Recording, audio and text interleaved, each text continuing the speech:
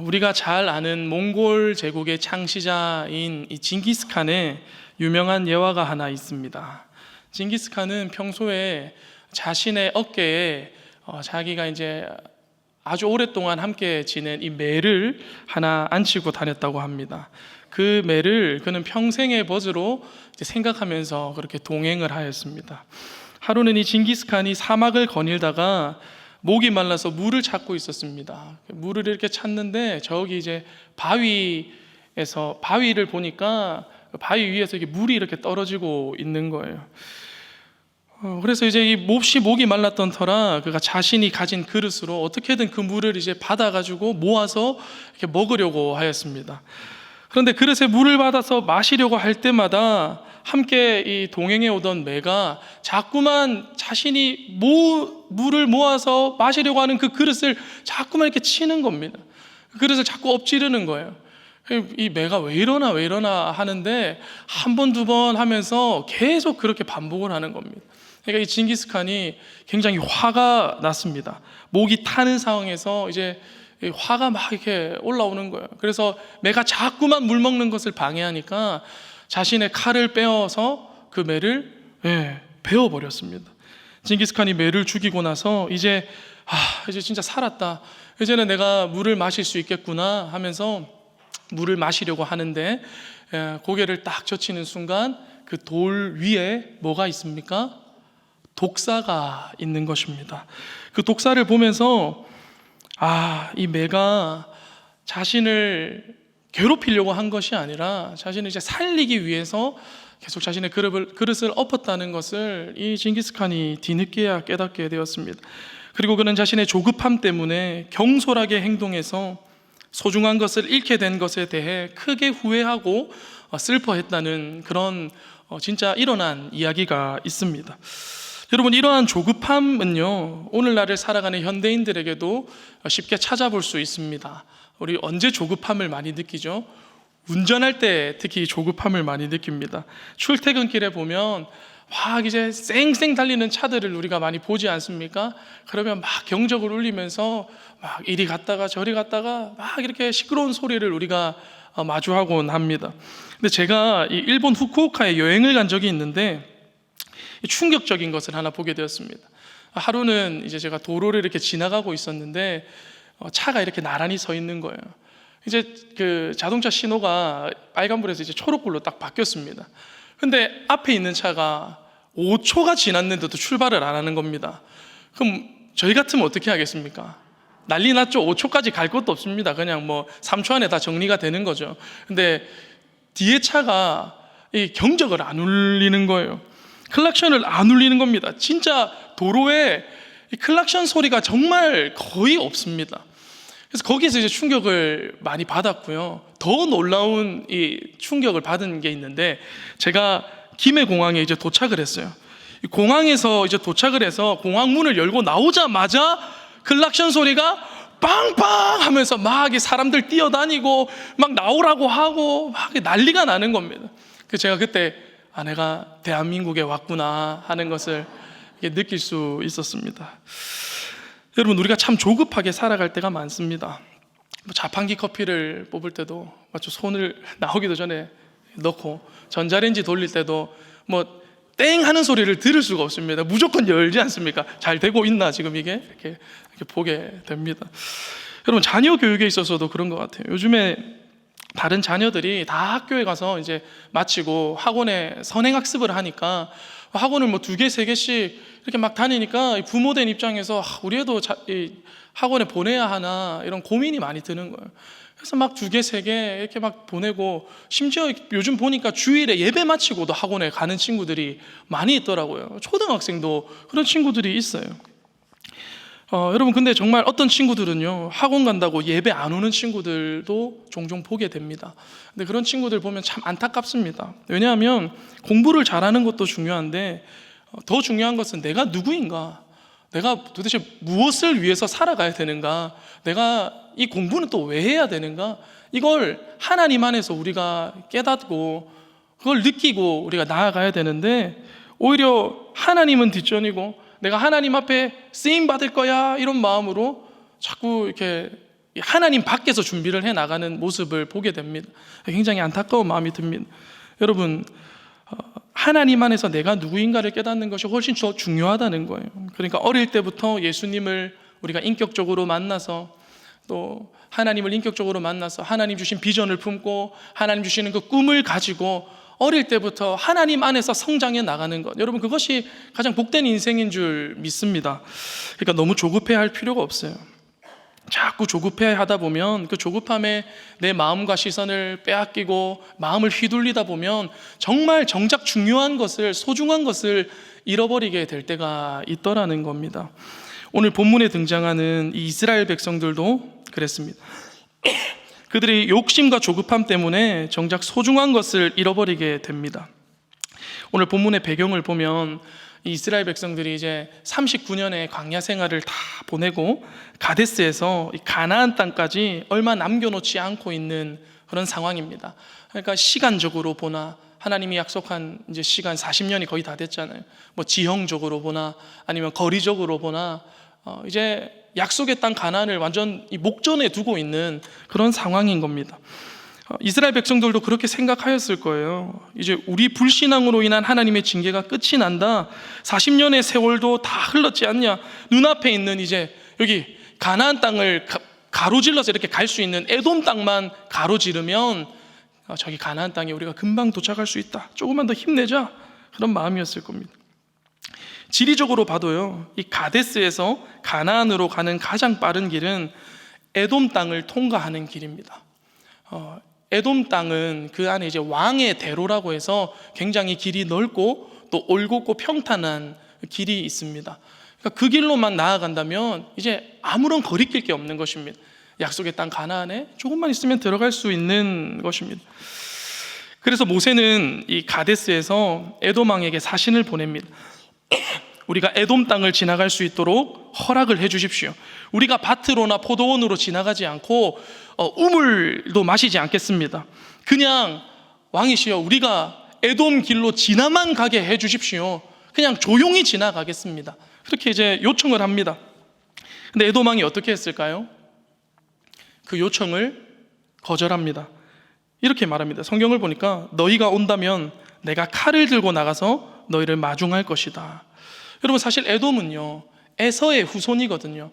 그러니까 이스라엘 백성들과 어떤 관계입니까? 형제 관계인 것입니다.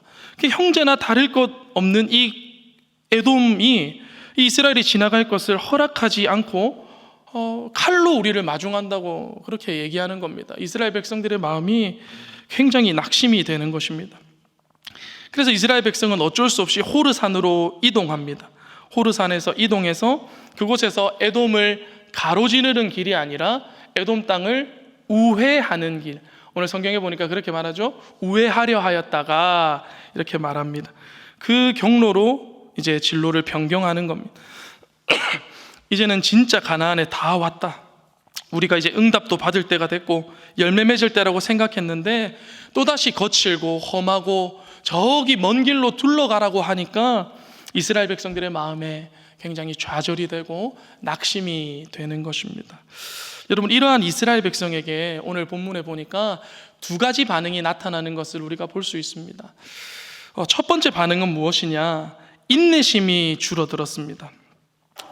이스라엘 백성들은 에돔 땅을 둘러서 가야 한다는 사실 때문에 굉장히 마음에 낙심이 되었습니다. 본문 4절에 보니까 뭐라고 합니까? 백성의 마음이 상하니라 이렇게 되어 있습니다.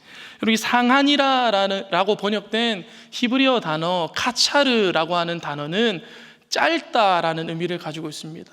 그러니까 마음이 짧아졌다는 말이에요. 쉽게 우리말로 하면 인내심이 줄어들었다는 표현입니다.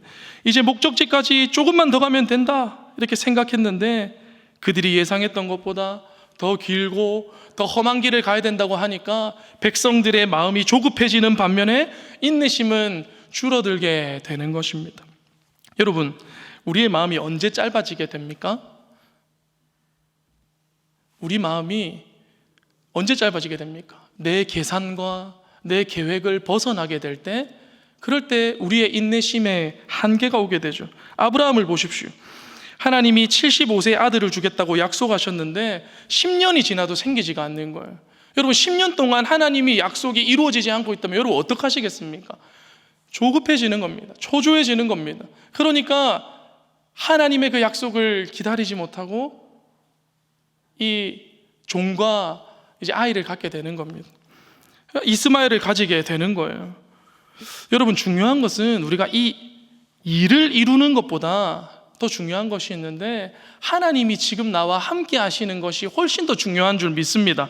그러니까 우리가 신앙생활을 하다가 보면 내가 뭔가 하나님으로부터 얻고 내가 하나님이 내 삶에 무엇인가 이루는 것을 우리가 굉장히 기대할 때가 있습니다. 여러분 그것도 굉장히 가치가 있는 일이죠. 그런데 하나님이 우리를 약속의 땅 가나안으로 인도하실 것입니다. 그런데 그것보다 더 중요한 것은 지금 이 광야 같은 내 인생길 가운데 하나님이 나와 함께하고 계시다는 사실이 훨씬 더 중요하다는 것입니다.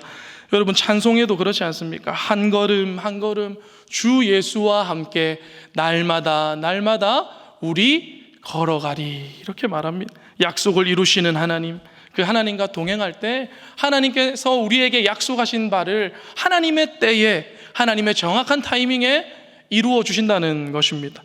첫 번째가 무엇이라고요? 인내심이 줄어들었습니다. 두 번째 백성들의 반응은 은혜를 가볍게 여겼습니다. 인내심이 줄어든 이스라엘 백성들은 이제 더 이상 참지 못하고 그 자리에서 이제 원망하고 불평을 막 쏟아 놓습니다. 우리 5절 말씀을 같이 한번 읽어보겠습니다. 5절입니다. 시작. 백성이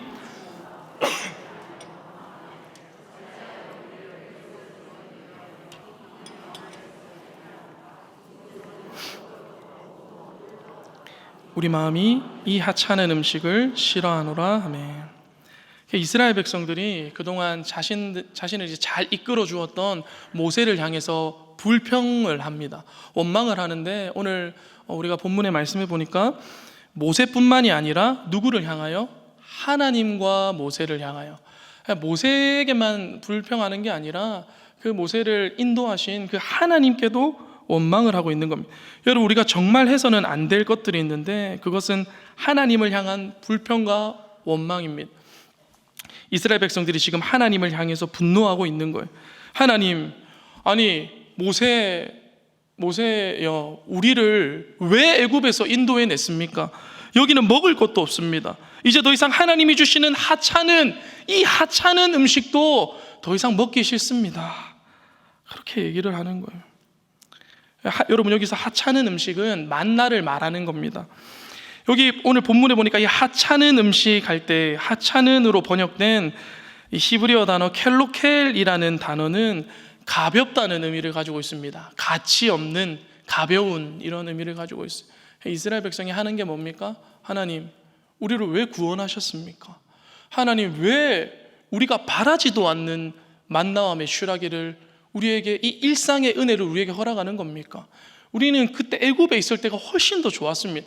애굽에서 그냥 그렇게 노역하고 거기서 고기나 먹으면서 그렇게 우리의 생을 마감하는 것이 훨씬 더 좋을 뻔했습니다. 그렇게 얘기하는 거예요.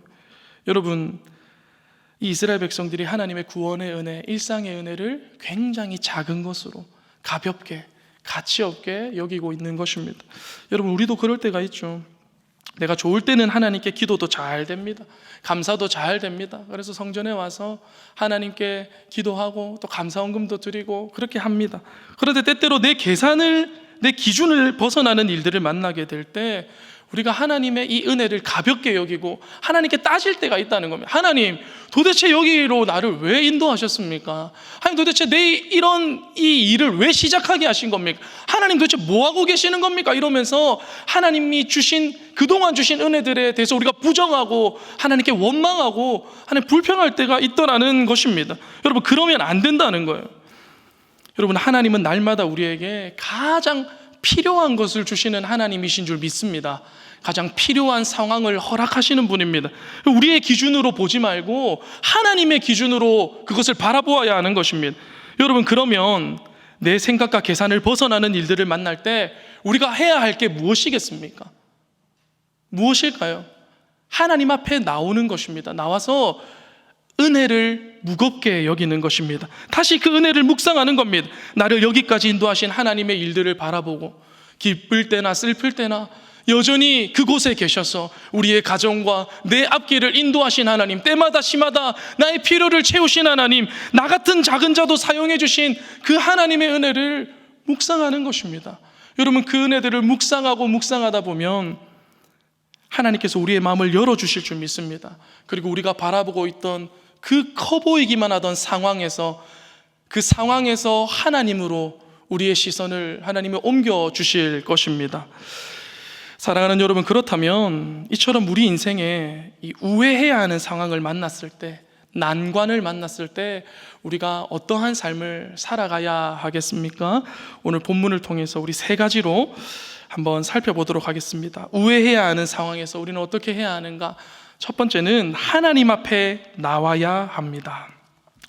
여러분, 이 길이 내가 가야 하는 길인지 아닌지 모를 때는 가장 먼저 하나님 앞에 나오는 것입니다. 왜냐하면 나를 가장 잘 아시고 내가 걸어가야 할 길을 가장 잘 알고 계시는 분이 누구십니까? 하나님이시기 때문입니다. 여러분, 이스라엘 백성들은 그러질 못했어요. 원치 않는 상황 앞에서 자꾸 그 현실만 바라보고 있는 거예요. 그러니까 자꾸 그 현실에 집중하다 보니까 내가 없는 것들만 보이고 다른 사람들이 가진 것만 보이고 낙심하게 되고 원망이 나오고 불평이 쏟아져 나오는 것입니다. 여러분, 이스라엘 백성들이 그렇게 현실만 바라보면서 인내하지 못하고 은혜를 가볍게 여기고 있을 때 하나님이 뭐를 하나 보내십니다. 뭘 보내십니까? 여러분, 지금 제 얘기를 듣고 계시죠? 뭘 보내십니까? 불뱀을 보내십니다. 불뱀을 보내서 이 이스라엘 백성들을 물게 하시는데, 하나님께서 그 불뱀을 갑자기 만들어서 보내시는 게 아니라 그 광야에 있는, 주변에 있는 그 수많은 불뱀들을 이스라엘로 모으시는 것입니다. 여러분, 이것이 무엇을 나타내겠습니까?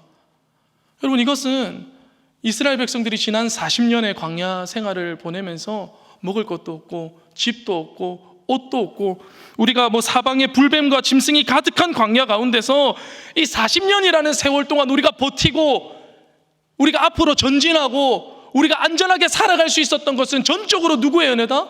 하나님의 은혜다. 하나님이 그 사방의 적들과 그 대적들과 짐승과 불뱀으로부터 이스라엘 백성들을 지켜주시고 보호하셨기 때문에 이스라엘 백성이 그렇게 이 자리까지 나올 수 있었던 것입니다. 전적인 하나님의 은혜라는 사실을 깨닫게 하고 있는 것입니다. 여러분, 은혜로 말미암아 보호를 받았던 백성들에게 하나님께서 그 은혜를 다 걷어가시니까 이스라엘 백성들은 내가 하루도 내 힘으로 내 인생을 연명할 수 없는 내가 작고 연약한 존재구나, 이 사실을 그때 깨닫게 되는 거죠. 그제서야 백성들은 자신의 그 문제를 가지고 하나님 앞으로 나옵니다. 7절 말씀해 보니까 뭐라고 합니까? 백성이 모세에게 이르러 말하되 우리가 여호와와 당신을 향하여 원망함으로 범죄하였사오니. 여러분, 신앙생활의 시작은 이 고백에서부터 시작되는 것이죠. 하나님, 저는 연약한 존재입니다. 하나님, 저는 아무것도 할 수 없습니다. 하나님, 저는 무지합니다. 하나님, 저는 무능합니다. 하나님, 저는 하나님 앞에서 아무것도 내세울 수 없는 죄인입니다. 여기서부터 하나님의 은혜가 시작되는 것입니다. 마가복음 5장에 보면 혈류증 여인이 나옵니다. 우리가 잘 알고 있는 본문인데 12해 동안 혈류병을 앓고 있는 안타까운 한 여인이 소개가 되죠. 이 여인은 12해 동안 혈류증으로 하루하루를 힘들게 살아가고 있었습니다. 의사도 찾아가보고 여러 가지 좋다는 약들은 다 먹어봤을 것입니다. 온갖 방법들을 다 써봤는데 이 문제가 해결이 되지 않습니다. 아무런 진전이 없습니다. 육신의 고통도 고통이지만 이 혈류증을 앓고 있다 보면 주변 사람들로부터 격리가 되거든요. 그러니까 혼자서 이제 동떨어져서 사회와 단절돼서 살아가야 되는 것입니다. 그러던 중에 예수님에 대한 이야기를 듣게 됩니다. 하나님의 아들이신 예수께서 지금 여기 계신다는 얘기를 듣게 됩니다. 여러분, 그녀가 어떻게 합니까? 그 자리에서 벌떡 일어나 자신의 연약함을 가지고 하나님 앞으로 나아갑니다. 예수님 앞으로 나아갑니다. 율법에서 혈류증 환자는 부정한 자로 여기지만 그러한 사람들의 시선 중요하지 않습니다. 내가 지금 하나님 앞에 나아가는 게 중요한, 내가 예수 그리스도를 만나는 게 훨씬 더 중요한데 그 시선과 그 사람들의 이 지탄을 다 제쳐두고 예수님 앞으로 나아가는 것입니다. 그리고 예수님의 옷자락에 손을 대는데 그때 그 혈루의 근원이 말라버렸다고 말합니다. 그의 온몸이 깨끗하게 고침을 받게 되었습니다. 사랑하는 여러분, 우리도 마찬가지입니다. 내 인생의 문제를 내가 쥐고 있으면, 내 인생의 기가 나에게 있다고 생각하고 내 힘으로 이 모든 일들을 해결하려고 하면 사람이 크게 보이기 시작합니다. 돈이 크게 보이기 시작합니다. 세상의 권력 앞에 무릎 꿇게 됩니다. 인간적인 방법만 바라보게 됩니다. 그래서 불평과 원망은 더 계속 쌓여져만 가는 것입니다. 그런데 그 문제를 가지고 하나님 앞으로 나오는 거죠. 하나님, 저는 무지합니다. 하나님, 저는 무능합니다. 하나님, 저는 연약합니다. 제 힘으로 할 수 있는 것이 아무것도 없습니다. 하나님, 저에게 은혜를 베풀어 주시옵소서. 하나님, 저에게 긍휼을 더하여 주시옵소서. 하나님께 그 은혜를 간구할 때 하나님께서 우리를 주목하시고 하나님, 우리 인생을 붙드시고 우리에게 도움의 손길을 열어주신다는 것입니다. 여러분, 그때부터 하나님이 일하기 시작하는 것입니다. 내 인생의 문제를 만날 때, 내 뜻과 생각을 벗어나는 일들을 만날 때, 여러분, 그 문제를 가지고 사람 앞으로 가는 것이 아니라 하나님 앞으로 나아오시는 저와 여러분 되시기를 바랍니다. 하나님이 우리의 문제를 변화시켜 주실 것입니다. 하나님이 내 삶에 일하기 시작할 것입니다. 여러분, 우회해야 하는 상황에서 우리가 해야 할 것이 두 번째는 무엇입니까? 하나님 앞에 구체적으로 아뢰야 합니다. 불뱀에 물려서 이제 병들고 죽어가는 이스라엘 백성들은 자신의 죄를 고백을 합니다. 그리고 모세에게 이렇게 요청합니다. 우리를 위해서 하나님께 기도해 주십시오. 이렇게 간절히 요청합니다. 우리 오늘 7절 하반절 말씀인데 같이 한번 읽어보겠습니다. 시작.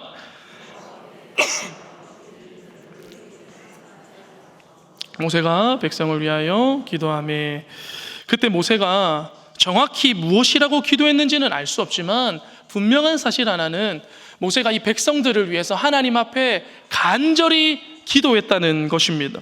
여기 기도하매라는 단어의 원뜻은요, 내 사정을 하소연한다, 내 사정을 간절히 간구한다, 그런 뜻을 가지고 있습니다. 그러니까 지금 이 이스라엘 백성들이 처해 있는 상황, 나의 이 문제 앞에 놓여 있는 현실을 가지고 하나님 앞에 가지고 가서 구체적으로 하나님께 기도하고 있는 것입니다.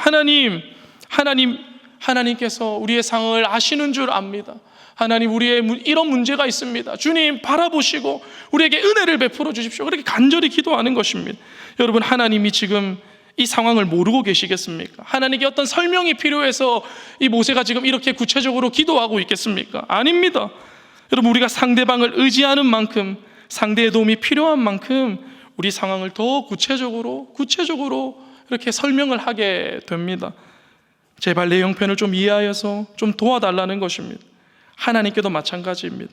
하나님께 우리의 형편과 상황을 낱낱이 상세하게 아랜다는 것은 하나님의 긍휼이 그만큼 필요하고 하나님의 도움이 지금 내 삶에 너무나 간절하게 필요하다는 것을 우리가 하나님께 나타내는 것입니다. 하나님을 의지하는 표현인 것입니다. 여러분, 역대하 20장에 보면 남유다의 여호사밧 왕의 기도가 나옵니다. 평온했던 남유다의 암몬과 모압과 마온의 세 개 연합군이 남유다를 향해서 세력을 떨치기 위해 이제 전쟁을 하러 나아오고 있습니다. 여호사밧이 굉장히 두려움에 사로잡혔습니다. 그래서 그 두려움을 가지고 자신이 인간적인 방법을 간구할 수도 있을 터인데 여호사밧이 잘하였던 것은 그 두려움을 가지고 하나님 앞으로 나아갔다는 것입니다. 하나님 앞에 나아가서 구체적으로 기도를 합니다. 그 내용이 좀 긴데 그래도 우리 같이 한번 읽어봤으면 좋겠습니다. 역대하 20장 6절에서 12절 말씀인데 우리 같이 한번 의미를 생각하면서 한번 같이 읽어봅시다. 자, 시작. 이르되 우리 조상들의 하나님 여호와여, 이방 사람들의 모든 나라를 다스리지 아니하시나이까? 주의 손에 권세와 능력이 있사오니 능히 주와 맞설 사람이 없나이다.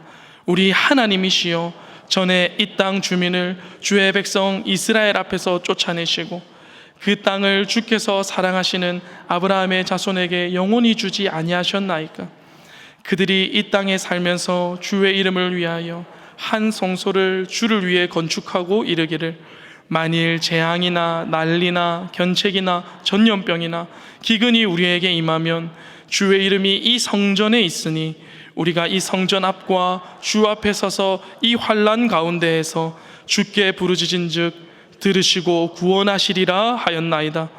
옛적에 이스라엘이 애굽 땅에서 나올 때에 암몬 자손과 모압 자손과 세일산 사람들을 침노하기를 주께서 용납하지 아니하심으로 이에 돌이켜 그들을 떠나고 멸하지 아니하였거늘 이제 그들이 우리에게 갚는 것을 보옵소서. 그들이 와서 주께서 우리에게 주신 주의 기업에서 우리를 쫓아내고자 하나이다. 우리 하나님이여, 우리를 치러 오는 이 큰 무리를 우리가 대적할 능력이 없고 어떻게 할 줄도 알지 못하옵고 오직 주만 바라보나이다 하고, 여러분 여호사밧의 기도가 와닿으십니까? 하나님께 기도를 하는데 여호사밧이 이렇게 기도하는 것입니다. 요약하면 주의 손에 권세와 능력이 있습니다. 하나님이 어떤 분이신지 고백합니다. 전쟁이나 전염병이나 기근이 있을 때 하나님이 성전에서 기도하면 들으시고 응답하신다고 약속하지 않았습니까? 전쟁은 하나님께 속한 것입니다. 이렇게 기도를 하는 거예요. 지금 우리가 어떤 상황에 처해 있는지 하나님, 우리에게는 능력이 없고 그와 맞설 힘이 없고 오직 주님만 바라보고 주님만 의지합니다. 그 모든 기도의 내용이 이 기도 안에 다 포함이 되어 있는 것입니다. 여러분, 여호사밧은 하나님께 구체적으로 기도했습니다. 그때 하나님이 여호사밧에게 넘치는 은혜로 응답해 주십니다. 이 전쟁은 너희에게 속한 것이 아니야. 하나님께 속한 것이다. 두려워하지 말라. 너희와 함께한 여호와가 구원하는 것을 보라.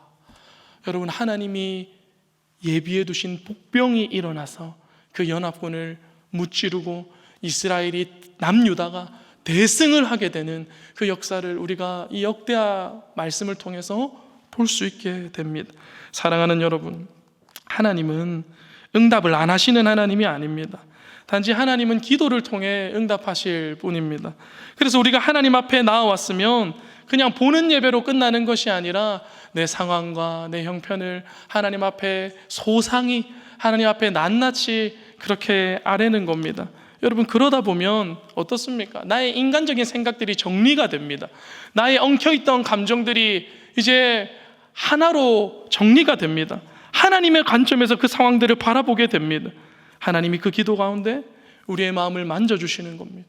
그리고 우리가 예배당 문을 열고 나가서 하나님이 내 삶 가운데 행할 일들을 우리가 기대하게 되는 것입니다. 상황이 달라지지 않아도 괜찮습니다. 환경이 여전히 그대로여도 괜찮습니다.